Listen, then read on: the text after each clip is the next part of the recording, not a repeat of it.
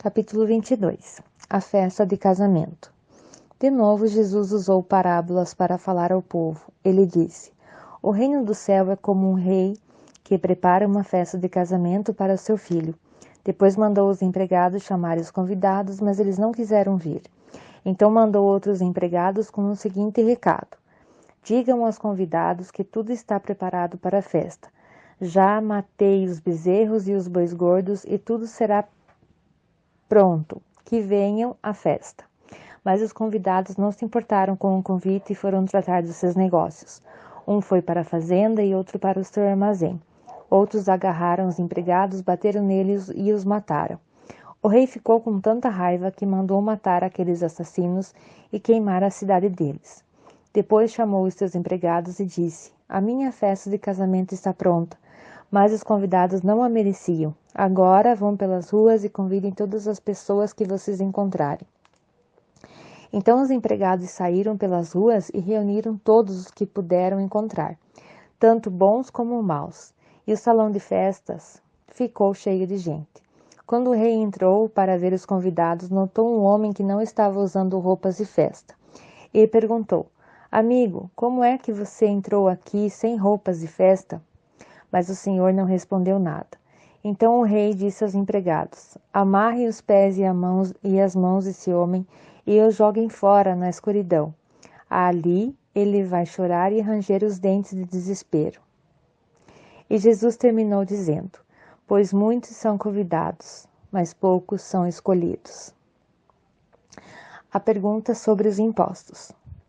Os fariseus saíram e fizeram um plano para conseguir alguma prova contra Jesus.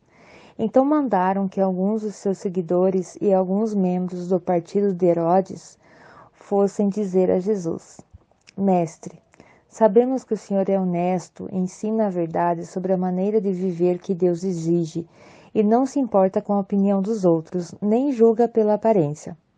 Então, o que o Senhor acha? É ou não contra nossa lei pagar impostos ao imperador romano? Mas Jesus percebeu a malícia deles e respondeu: Hipócritas, por que é que vocês estão procurando uma prova contra mim? Tragam a moeda com que se paga o imposto.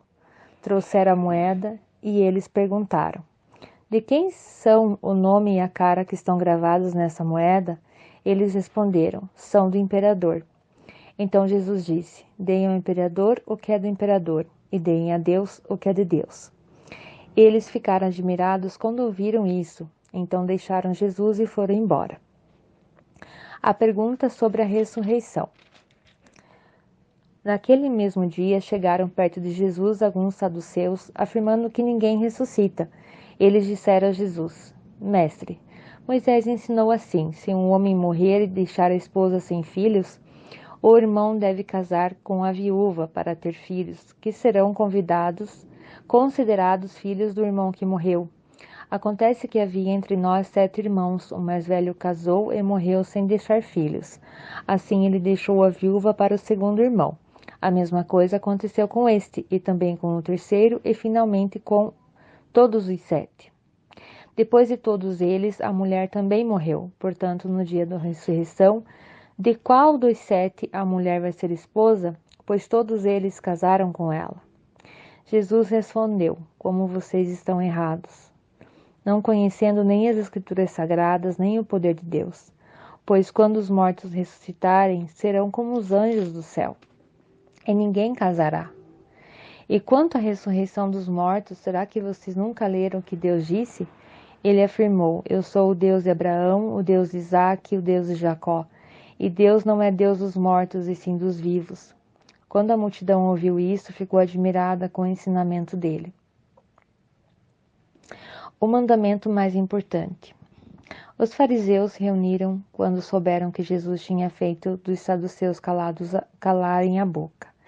E um deles, que era mestre da lei, querendo conseguir alguma prova contra Jesus, perguntou: Mestre, qual é o mais importante de todos os mandamentos da lei?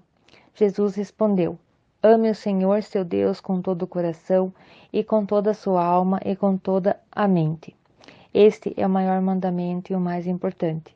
O segundo, mais importante, é parecido com o primeiro. Ame os outros como você ama a você mesmo. Toda a lei de Moisés e os ensinamentos dos profetas se baseiam nesses dois mandamentos. A pergunta sobre o Messias.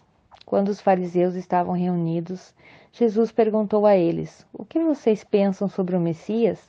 De quem ele é descendente? De Davi, responderam eles. Jesus tornou a perguntar: Então, por que é que Davi, inspirado pelo Espírito Santo, chama o Messias de Senhor? Pois Davi disse: O Senhor Deus disse ao meu Senhor: Sente-se ao meu lado direito, até que eu ponha os meus inimigos debaixo dos seus pés.